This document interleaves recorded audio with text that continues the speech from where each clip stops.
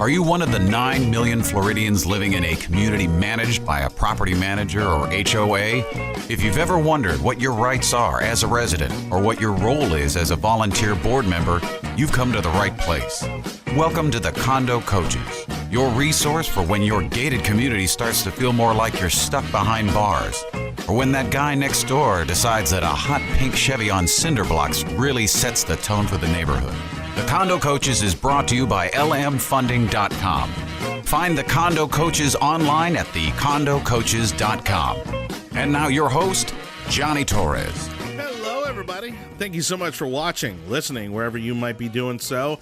It's the Condo Coaches radio show, bringing you, again, lots of information and expertise when it comes to how to effectively, efficiently run your homeowners association, condominium association, and we try to bring in experts every week, and sometimes we just like to discuss the challenges and obstacles that you're struggling with out there, but we love your participation because that really makes the show what it is. We answer your emails, phone calls, we get all those and we build them into the show as we are going to do today. So if you do want to be part of the show, again, there's a few ways you can do that. You can reach us through our website, which is probably the best way. Thecondocoaches.com is our website, thecondocoaches.com. We have a few online forms there that you can fill out where you can, again, reach us. And when you do that, if you go to the Condo Coaches website, you're also going to see a section there called the Playbook. Now, what our playbooks are these booklets right here that are going to give you, just some incredible information. In fact, we just ordered like 4,000 more of these because they are just going like wildfire. Of course, when you sign up on our website, we actually email them to you so you can download them there. And if you want some hard copies to give to your board members, because they probably need them, we'd be more than happy to send those to you. You can email us. And that's another way you can get a hold of us is via email. help@thecondocoaches.com. help@thecondocoaches.com is our email address. We'll even mail you some of these booklets if you want the hard copies. But of course, you can get the digital copies on our website. Now, if you want to talk to one of our condo coaches, you want to get plugged into the Condo Coaches Network, maybe it's Dean you want to talk to because you want to run some ideas past him or some issues by him. And again, when you call us, this gets you plugged into the Condo Coaches Network. And so we're going to pair you up with the person that's best suited to help you with your problem. And that phone number is 813-331-5415. 813-331-5415. That's the number for the Condo Coaches. And when you call us and you talk to Dean or you talk to any of our coaches, we also take those situations, those questions, and we build them into the show, which leads me into today's topic. We're going to talk about Robert's Rules of Orders and meeting procedures. And so, of course, that brings me to head coach Dean Akers. Well, Johnny, thank you. And thanks to all the listeners out there. This has become a journey for you and for me. Yeah. And it's really been a great journey for our condo coaches because I think the response I'm getting from the condo coach volunteers across the state is they're blown away at how they're able to really help associations kind of neutrally. They're not in there spieling their products or whatever. And it just creates a whole different dynamic. And it's kind of put us in a funny place because we're kind of like the spokespersons, if you will, on behalf of boards and their members to each other. That's and right. It's really been good. And that was what precipitated today to talk a little bit about the meetings, rules of engagement, how the Roberts Rules came about, why people need to be schooled in it. We've also attended some board meetings as condo coaches over the last 3 weeks. Do you think every board meeting that we've attended followed a good set of organizational order? Yeah, I'm gonna think that's probably not happening. No. One of our condo coaches texted me in the middle of a meeting. They went there to coach on some issue and all they texted me was, "This is Jerry Springer show." That's scary. That's scary. Now, what happens is, because these folks are running a community. Well, they're running a community and they have residents in a community and there's lots of emotional issues. Sure. There's rules and regulations. It's a self-governing community, so it's not a government like if you tell a policeman you're not going to do something, the policeman can cuff you up and take you straight to to jail. Sure. If you're violating some rule for your condo, like storing your bikes outside, and the condominium president comes and tells you you're not allowed to do that, they don't have some of the resources that the governments do. So it's a self-governing type program. Well, and again, these are folks' residences. These are their investments. For some of them, maybe their life's investment. And so, so many factors play into that, and why people take this so personally, why they get so emotionally involved. And oftentimes, I think adding more process, really helps take some of the emotion out of it. I will make one comment too. That's another interesting thing. Probably, I don't know what percentage, but I get tons of calls and questions about renters. In other words, there's renters in here, they don't care, So then what we'll do is we'll send a condo coach out to do a survey of their association, and they'll give the rental units. Guess what? Do you think for 1 minute that it's all renters that is creating the challenge in the association? No, of course not. No, but they paraphrase that in their meetings or their thinking. And it's like you and I've said on the show before, people are entitled to their own opinions, but they're not entitled to their own facts. Well, one of the things that we've recommended in the past is that if you are friendly with those renters, right, if you know them, if you've been introduced to them, or you should definitely make the effort to do so, is invite them to the board meetings. Yeah. Even if they're not a stakeholder, even if they don't get a vote, they at least will become more aware, and they'll be more, I think, involved, and maybe take a little bit more ownership in their presence in that community, rather than them kind of being pushed out and being like the others, where they're, they're made to feel like they don't belong in that community. Yeah, that's a big issue, that they're made to feel like they don't belong. Yeah. They're paying their rent, and that rent's paying assessments. And, I would caution boards to kind of look at that. Right. Well, at the top of the show, I mentioned our playbooks, and just to give you the breakdown on these real quick, we have 2 playbooks here. The first one is the top 10 most important things you need to know if you are an HOA or a COA board member. That's this nice thick one right here. And then the second one, which I always say is the more important one, it's collecting delinquent COA and HOA fees. Both of these booklets are incredibly valuable, and we've got 2 more going up on the website that you're going to be able to download here, and we are printing thousands of these. And so make sure that if you hear the condo coaches are coming to your area, make sure you find Dean and the team, because they'll more than likely have some of these booklets on them, and they'll give you some of these hard copies for you to take with you. We have 2 trade shows coming up, but they won't be by the time the show airs. We will have already done them this week since we air earlier. Right. But in the future, I'll give you our trade show agenda so you can remind the listeners, because we're having tons of trade shows. And oh, by the way, the condo coaches negotiated a deal with these trade shows where we will get them free admissions. And in many cases down in the Southeast Florida, we're getting them free admission, valet parking, and lunches that they can go through, help at the condo coaches and say they want to go to the Palm Beach or wherever. Oh, wow. And we'll take care of it. We'll pick it all up. All right. So make sure to email Dean and the team at help@thecondocoaches.com, help@thecondocoaches.com for those trade shows. If you hear of one coming to your area, more than likely we're going to be there. So definitely reach out to Dean, and Dean's got the VIP hookup. We do. We're really proud of that. We're really proud of it. Well, we are going to delve into what we normally do, which is answering the questions that we get via the website, via social media. We got a few minutes here, so I think we can knock out this first one. It's from Kathy, and Kathy's down in Tamarack. She goes, "How would I go about obtaining a copy of our HOA documents, rules, regulations, amendments, etc.?" She's been told, and she probably heard it here on the show, that the county is required to keep a record of everything, but she's a bit lost. What department does she need to go to? Does she need anything special to obtain this information? If someone wants to go and get the version of the documents that's being held by the county, what's that process like? Well, I've gone there. You go to the records department and you walk up to the lady and ask her what you want, and they'll pull them.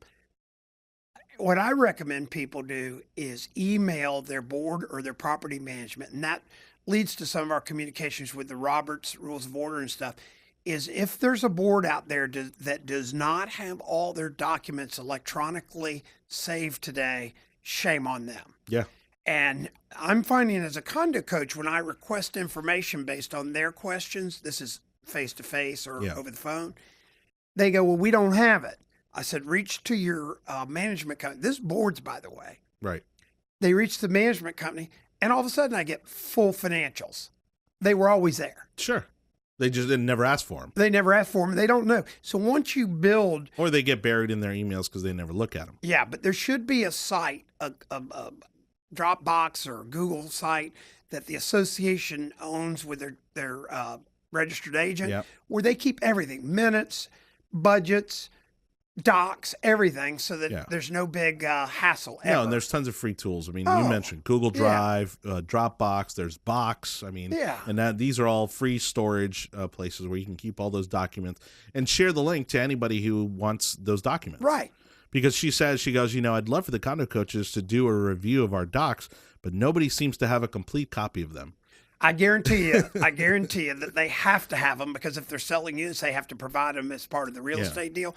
And all they need to do, if they'll email them to us, if she'll email them to us, which is get them from her management company or her association, just do a written request to the registered agent. Right. And she can find the registered agent online at Sunbiz. Okay. All right, perfect. So, Kathy, good luck there. And I think we were able to answer your question. But again, you did email us through the website, so we'll be sure to get in touch with you and follow up with you and see how your journey went on finding those documents. It's the Condo Coaches radio show. Coming up in the next few segments, we're going to be talking about Robert's Rules of Order, meeting procedures, how do you keep your meetings running efficiently, effectively. So if you want to participate, 813-331-5415, 813-331-5415, or just check out our website, thecondocoaches.com. We'll be right back.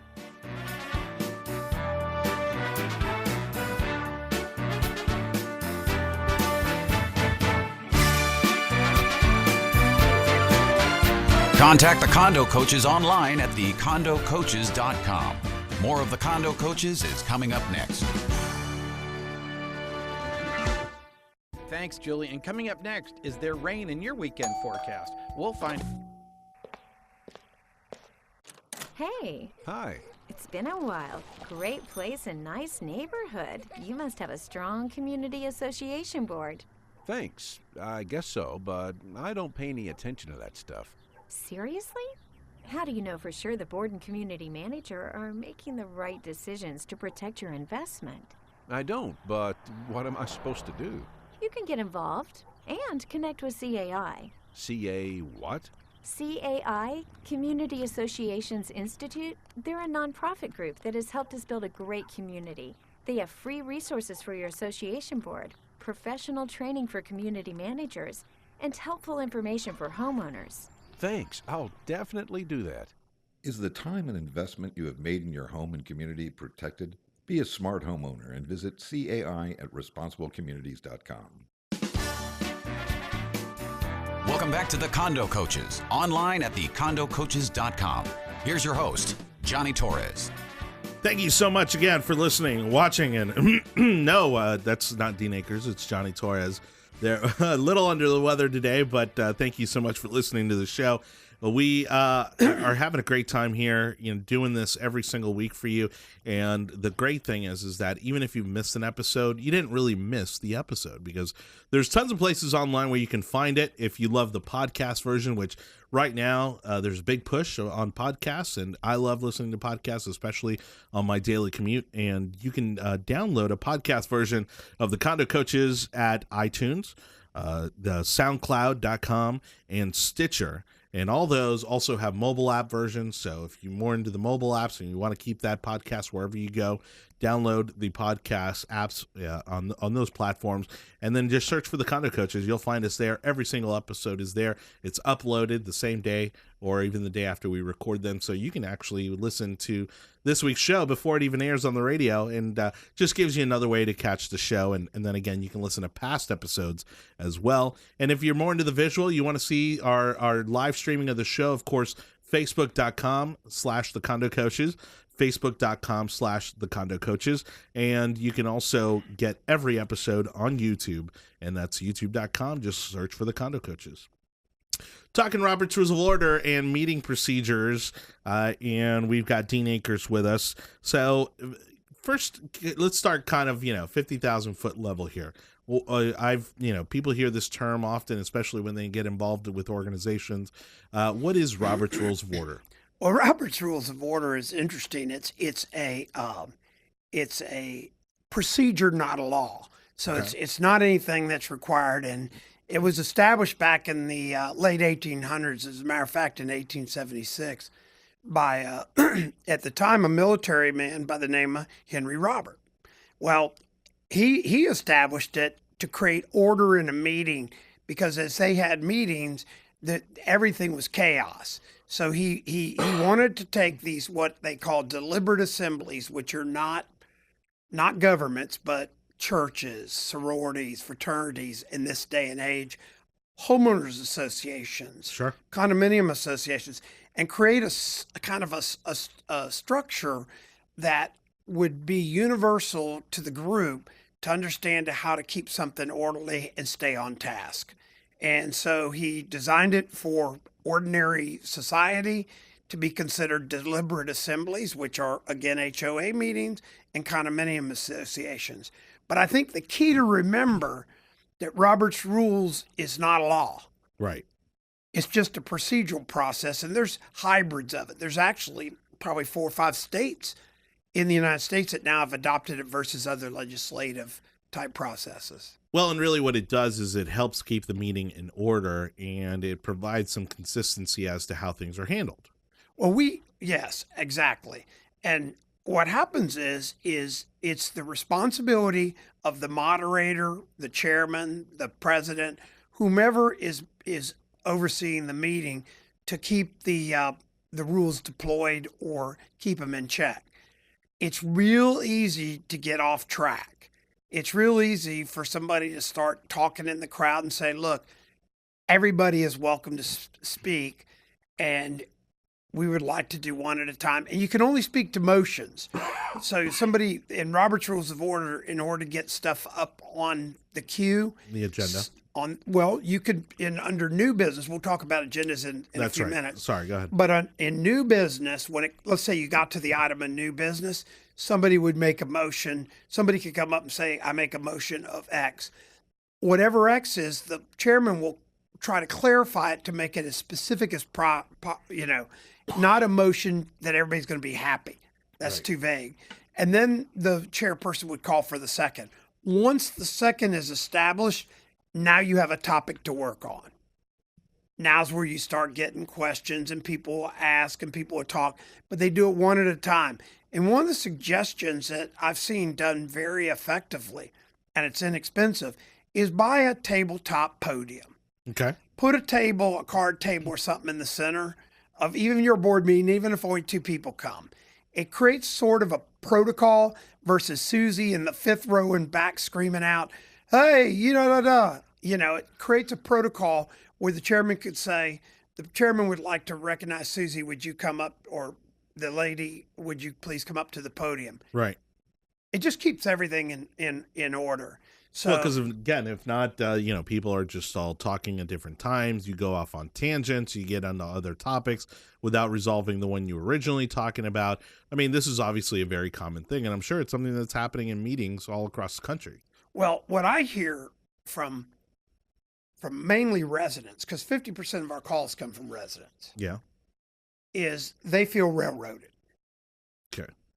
And you know what the term railroaded means? Yeah. That this is all shoved down their throat. Sure.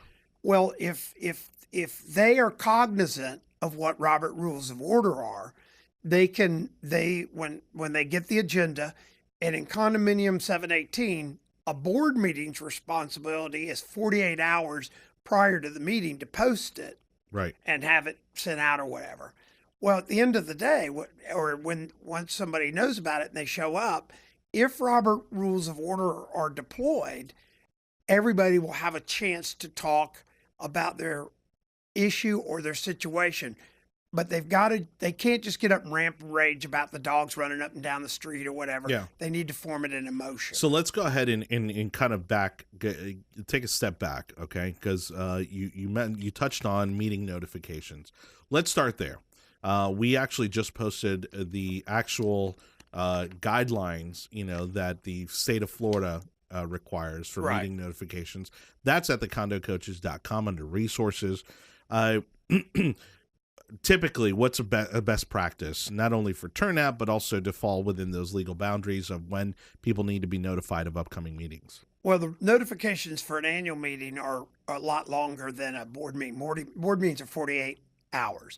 Okay. The annual meetings have all kinds of stuff to ensure mailings and all this. You don't have to ensure mailings on a board meeting. You can post in a conspicuous place, a bulletin board or whatever. Okay. I think the biggest thing is using some form of communication vehicle, whether it's email. You obviously, if they don't have everybody's email, they have to post. But what I'm finding is more and more associations are setting up websites. Yep. And the more you communicate to your members, the better they're going to feel about the job you do. One of the other easy ones is a one-page newsletter that you could have the manager stuff or have pay some kid or something to go stuff under doors or whatever. Right. And just make it really quick and easy. And just put their date, time, location. And a couple tidbits, maybe minutes of the last meeting. Where people get scared or nervous is they think everything's in secret. And quite frankly, it's generally not. And Just bad communication. yeah, but poor communication. Right. Yeah, poor communication. All right. So the meeting's been noticed, and for those sitting on the board, then of course they have to draft the agenda. Correct. All right. Now, according to, is there a process, or is there a set guidelines as to how that agenda should be structured according to Robert's rules? Yes. Okay. The agenda should have a call to order, which is just acknowledging that the meeting's starting. And one of the things that good meeting leaders, both of us are coughing today. Yeah. One of the things good meeting leaders know is to start on time. And the reason it's important to start on time is you penalize those that come to start on time when you're waiting because there's still stragglers to come in. Sure. If you get a culture that says we're starting on time, you're going to be better off. So you start, and in a board meeting, you should have all your board members there. Then you do a roll call, or you make sure you have a quorum, Right.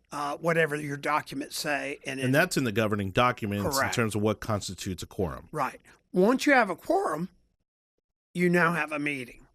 So now you have the agenda that's been sent out, and now you just work through the agenda. You have you have committee reports and officer reports.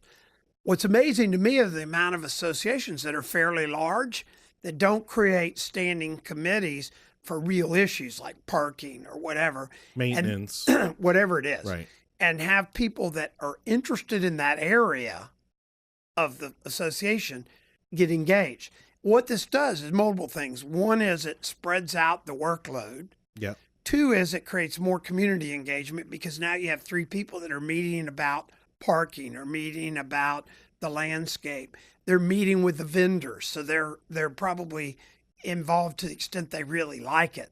And they're trying to make the community better. So they come back and they report what they have. Well, and it decentralizes the, not the authority, but the influence Well, yeah. by having these committees. Well, but the biggest thing it does is it engages.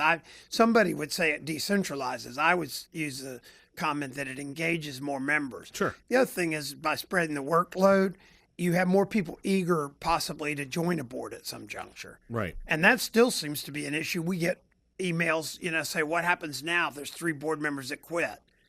Well, and some people, when they get involved at that level and they're kind of exposed to what's happening just above them, if they're in a committee and they're seeing what's happening at the board level, right there, that's going to let them know whether or not they want to commit further and become a board member, or they're going Right. to want to back up a little bit and maybe just stay in a committee position. All right, we're going to talk a little bit more about Robert's Rules of Order, meeting procedures coming up. It's the Condo Coaches radio show. Go right now to thecondocoaches.com. Download our playbooks. They're absolutely free. We'll be right back.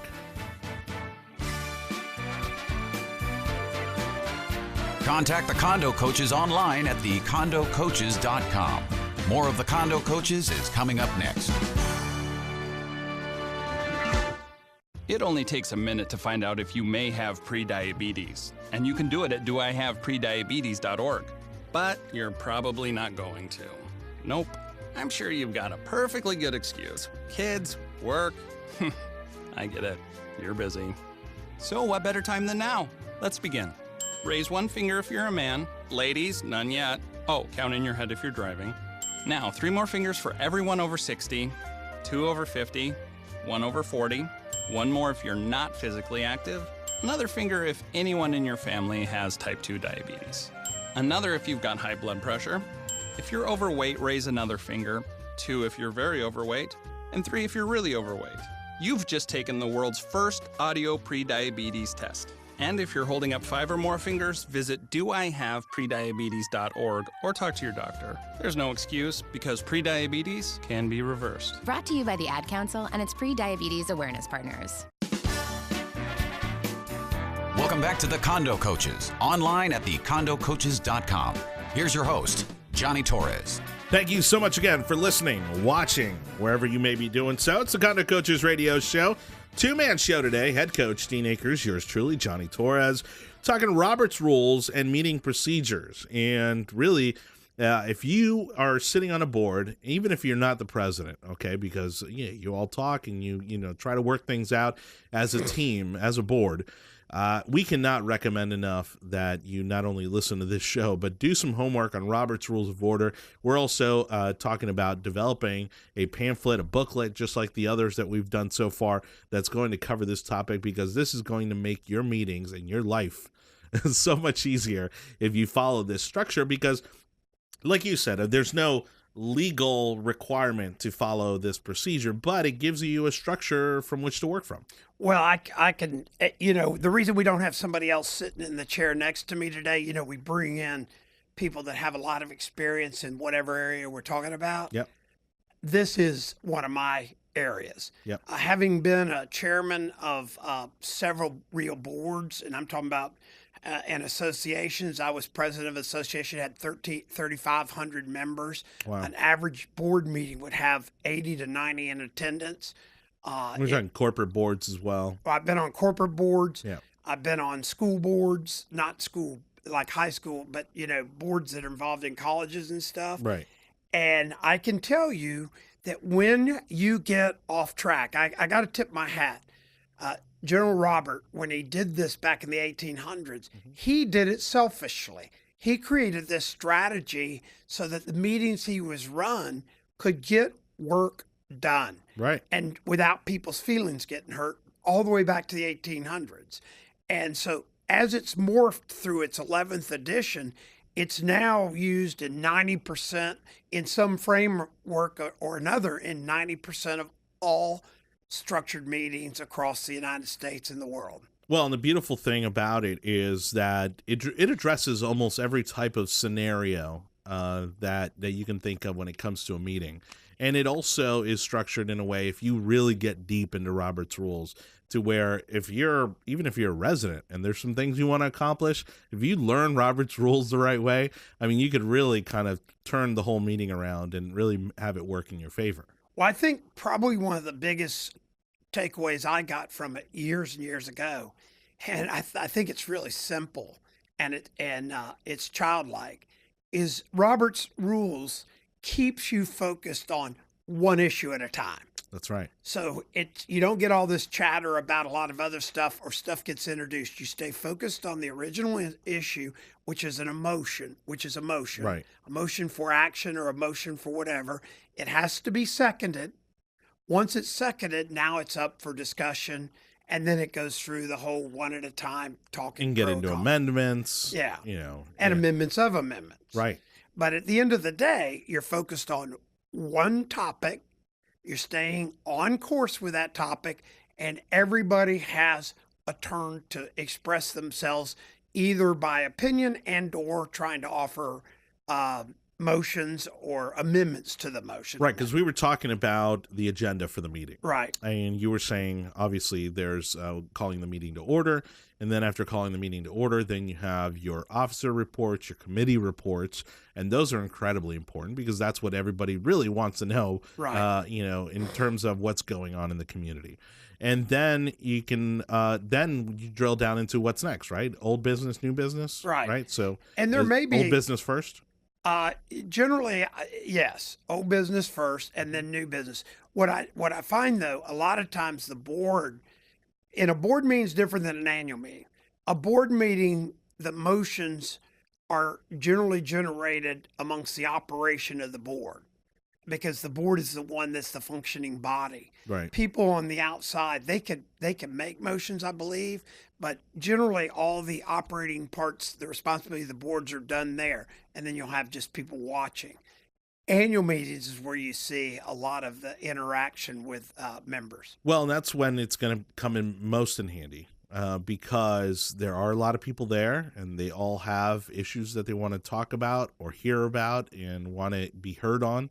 And it's just simply a great way to keep the meeting organized and still give everybody an opportunity to be heard. And I'll tell you something that's important in meetings, and I get off track sometimes, but even in my own company, my day job, we have a meeting every Monday morning for 2 hours. Right. And we've had it now for a year and 3 months.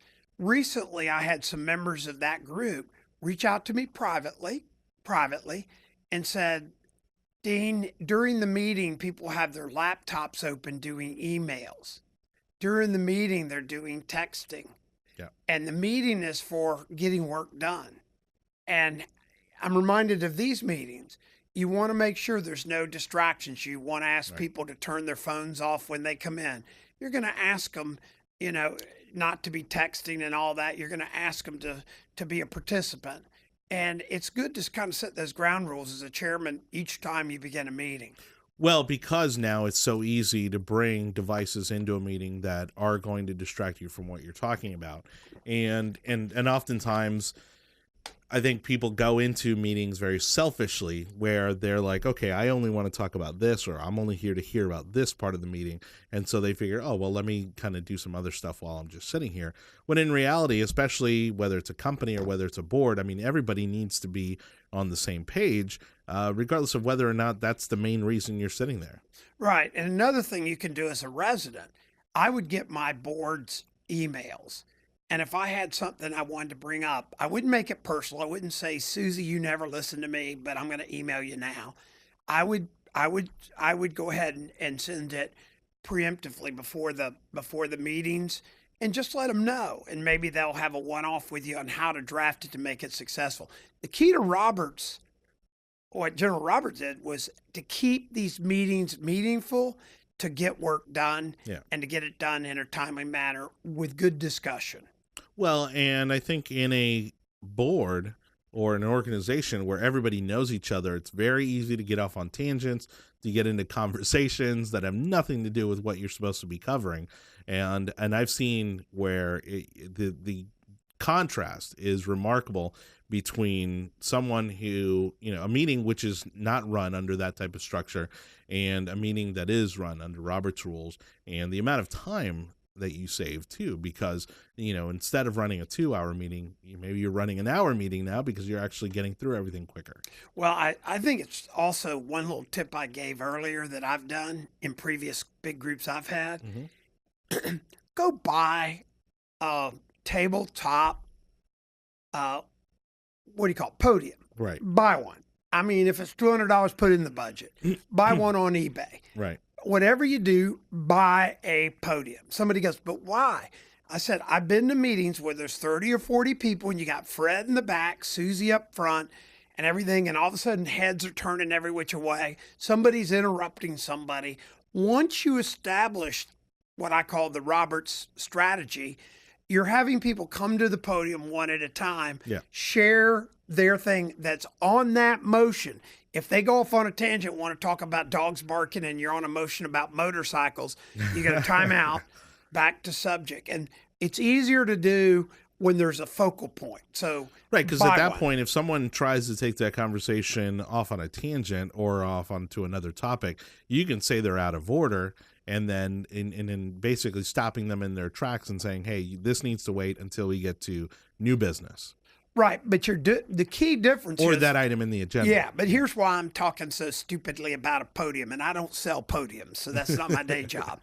But the reason is it creates a decorum, and it causes people to come up to talk versus I've been in these meetings where they have 100 chairs, and there's 3 people up in this corner, the far left corner, front, and there's 3 people in the far right back corner, and they're talking about something, and all of a sudden the guy in the back starts, he's yelling, you can't hear him, and the front guy's telling him to sit down, and it just gets totally out of control. Well, and I would say also along with a podium, I think, also maybe a small PA system, especially if you have a large homeowners association where you do get large turnouts, even if you're only using it once a year.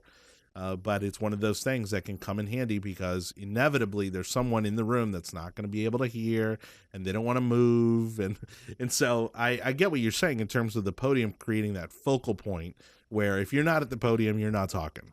Correct. Yeah. And then to be one of the people that's running the meeting, the chairman or the president or whatever, it's very important that they deal with them as a person, not as an individual.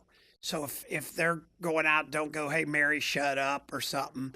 Say, look, we need to stay back on focus, and just try to, you've got to keep it professional. Today we talked about it in our company about being drugged into the ditch, reacting versus responding. Right. And it was just so timely for today. And that's why the Roberts rules are so paramount on an association to learn. And oh, by the way, we're going to have some stuff up, but if you really want to know it, go to YouTube. Yeah. There's tons of information. There's 3-minute, 10-minute things on running effective meetings. Or you can call a condo coach to come give you coaching, or we'll have a book up shortly. But I can't tell you how important it is to learn. If you've taken on the obligation as a board president or a board member, go ahead and take some time to learn this kind of protocol for communication. Well, and I would also liken it to like when you go bowling and you put out the rails, the little kiddie rails, it keeps you focused. It keeps you in the lane. It keeps everything structured and heading down the right way because, again, oftentimes these meetings, very easy to go off on tangents, to get into heated arguments, but it creates a structure where only one person is talking at a time and, everybody's getting a turn to talk and there's a structure as to when everybody's supposed to talk. Right. Like I downloaded this, and I know Robert's rules really well because I've run a lot of meetings, and I know when you don't follow it, how you can get derailed. But this is a one-page cheat sheet. There's cheat sheets all over the internet, and it has to how to adjourn, how to recess, how to amend, who interrupts, who's involved. And it's one sheet, 8.5 by 11. Yeah. So there's absolutely, operative word, absolutely no excuse if you've taken on the role of a board president or another board member not to use some kind of tool like this. All right. Well, we'll talk a little bit more about those tools. Robert's Rules of Order and Meeting Procedures, our topic today here on the Condo Coaches. If you have more questions on this topic, shoot us an email, help@thecondocoaches.com, because that's what we love to do around here, help@thecondocoaches.com. You can shoot us a call, 813-331-5415. We'll be right back with the final segment of the Condo Coaches radio show. Contact the Condo Coaches online at thecondocoaches.com. More of the Condo Coaches is coming up next.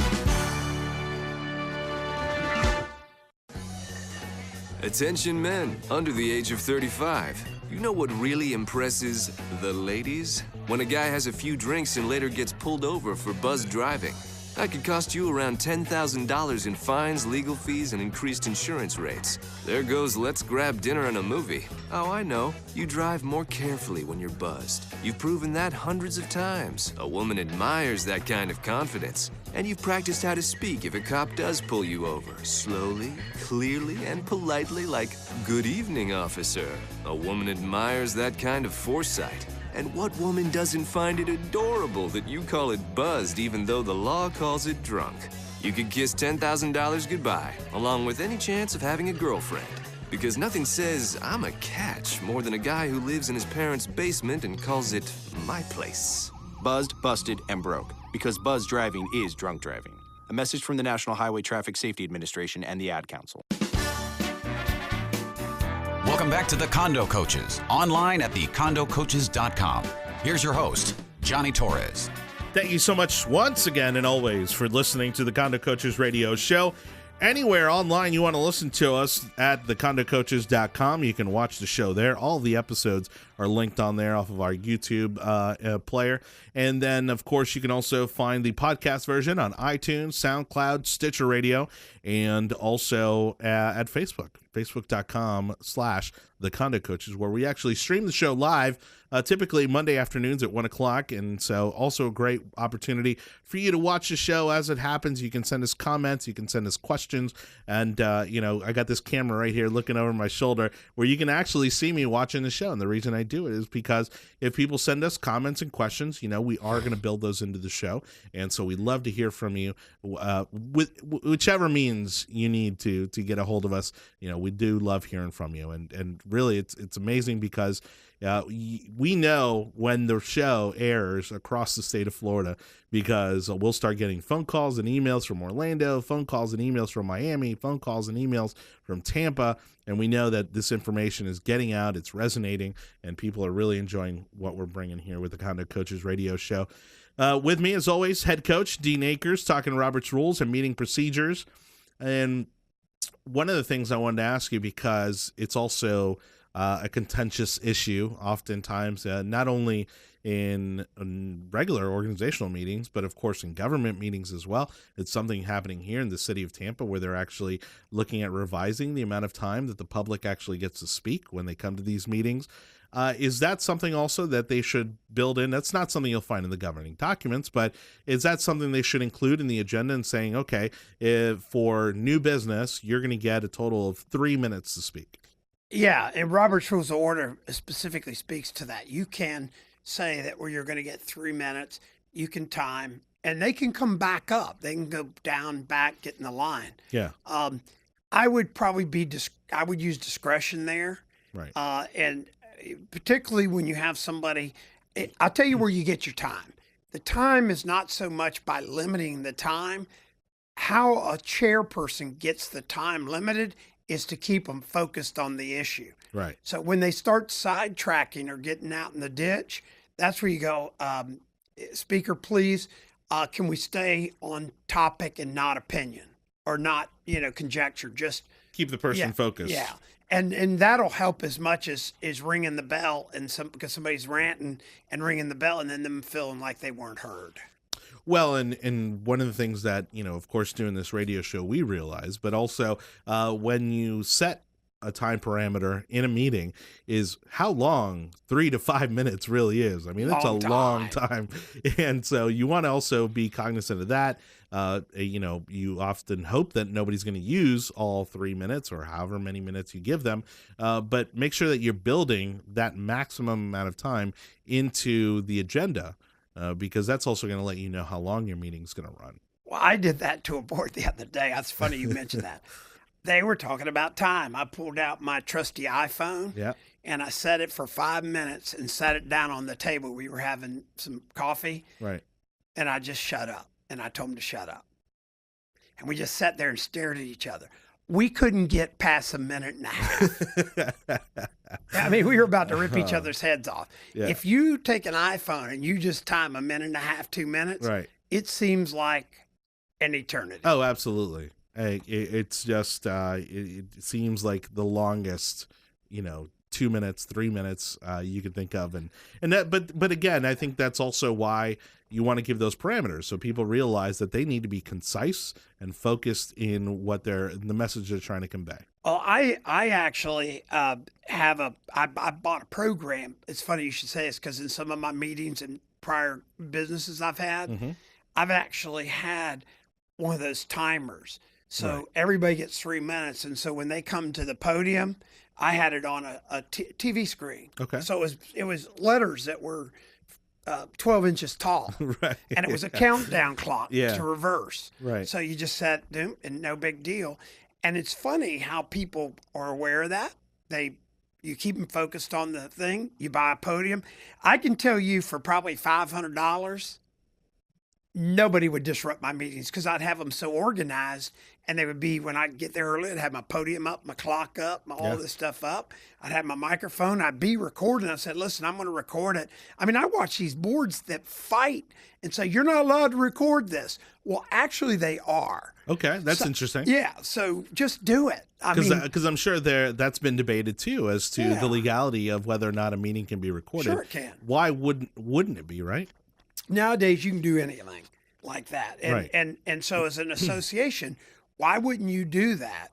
I mean, you're not going to be you're in the sunshine, so to speak. Yeah. Be transparent. The more transparency, the higher the level of trust. Well, and I think also for the secretary of the board, I think it would also help to have an audio version of that to basically back up the notes for that meeting. Yeah. The minutes for that meeting. Well, when she stays on task, the secretary stays on task with the Roberts rules, it's kind of easy to do it because you can kind of cliff note everything and you have your motions and all that. Right. You're just working off the agenda and just adding to it. But recording doesn't hurt. Having a time clock if you're constantly running over. But I got to tell you, if nobody does anything after this show and everybody wants to have one takeaway, because that's always our goal is to have one takeaway. Yep.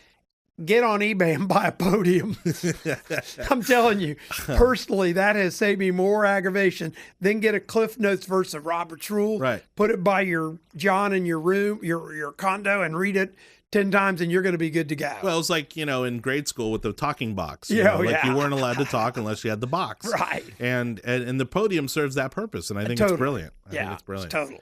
Well, and also I think the reason people fear the recording of the meetings is because they realize that if it's being recorded, they probably wouldn't communicate the way that they want to communicate. In other words, I don't think they'd be as angry, as belligerent, maybe as confrontational if they know it's being recorded. Well, the ones that usually don't want it recorded are the board members.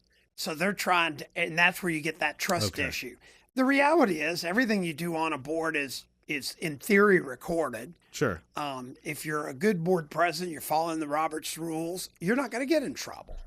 Well, no, it's not about getting in trouble. But what I'm saying is again, well, like you said, there's two factors there. One, that people don't want a recording out there of how they behave at these meetings, and the other, that the board members are now being held accountable to what they're saying because there's a recording of it. And they can't get out of it later on saying, "Oh, I didn't say that," or "I didn't hear that," or it's right there in the recording. Yeah. And the other thing is some bigger boards where they have a lot of attendees, you can appoint a parliamentarian. And that's kind of the person that kind of keeps the meeting in check to make sure people go to the, even helps them get to the podium if you have. And are also following Robert's rules. Right. I mean, that person will come by and say, "No, that motion is out of order," or "You need to." Well, no, that would be a call to the chair. Sure, but I'm saying sometimes even the chair is not 100% up on their Roberts rules, and this person maybe is the more knowledgeable one in that situation. I think the other big takeaway for me with Robert's rules is it was designed by General Henry Robert back in the 1800s because he was chairing deliberate assemblies, his church, and some other stuff, and he wanted to have a process to be productive and get work done, which is exactly what a condo board or HOA board and or association wants to do. All right. Well, we certainly hope that you got some takeaways from today's show about Robert's Rules and meeting procedures. Again, send us your questions, comments, if you have those regarding this particular topic. One of the things I know we want to talk about is the worksheet that we put up on our website where, why don't you go ahead and talk about it, Dean, because it's your worksheet. I know you spent a lot of time on it. Well, it's an accounts receivable worksheet for right. cost. We've had some associations where we've been doing the financial reviews. You want to get a financial review, email us at help@thecondocoaches.com. I'm doing 3 of those this week, meeting with 3 boards with their financial reviews. And one of them, we did a calculator on their past dues to the paying, and it was over $6,000 each paying condominium had paid for those that had not paid for their association dues. It was like stupid crazy. Using the worksheet we just put up on the website. Yeah, they didn't know. Yeah. So they typed it in, then they called me and they go 911.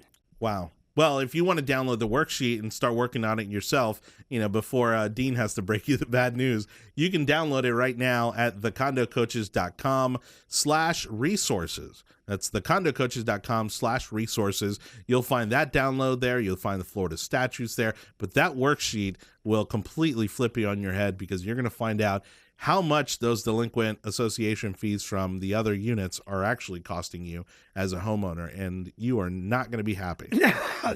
No, this group wasn't happy. 6 plus 6,000, not happy. Well, I would think even if you're running your organization well financially, you're still not truly understanding of how much money you're paying for those that aren't paying. Yeah, it's a big deal. It's a big deal. And again, one of the easiest things people can do that they're doing now more and more is sending the financials. All right. So call us for your financial assessment, 813-331-5415. It's been another Condo Coaches radio show. Thank you for listening. You've been listening to the Condo Coaches, brought to you by lmfunding.com. Find us online at thecondocoaches.com and join us this same time next week as we help you navigate life in your managed community.